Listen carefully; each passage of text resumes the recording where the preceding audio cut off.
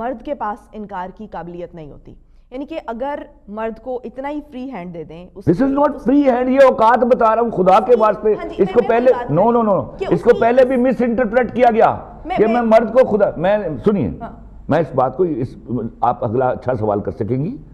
مرد جو چیٹ کرتا ہے بانڈنگ میں اس کو 2 ٹکے کا بھی نہیں کہتا. اس سے زیادہ کیا کہوں. یعنی کہ آپ یہ کہتے ہیں کہ اس کی تربیت کی ضرورت ہے. آف کورس اس کی تربیت کی ضرورت ہے. ٹھیک, رائٹ. اچھا, اب آپ مجھے یہ بتائیں کہ جو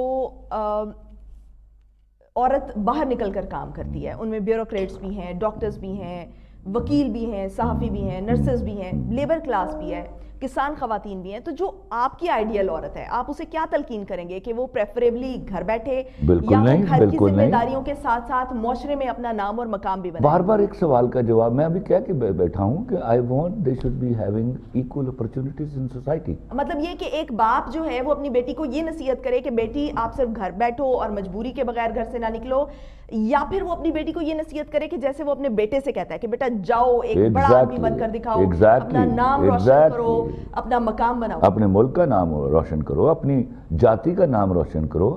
آج دیکھیے نا, آج اس بحث میں ہم نے اپنی بہت سی ہیرو خواتین کا ذکر ہی کرنے سے رہ گئے ہیں. ان کے نام ہی ہمارے وہ پیچھے چلے گئے اور ایسے بھونڈے نعرے منظر عام پر آ گئے. تو یہ بدقسمتی ہے. میں I am all with them.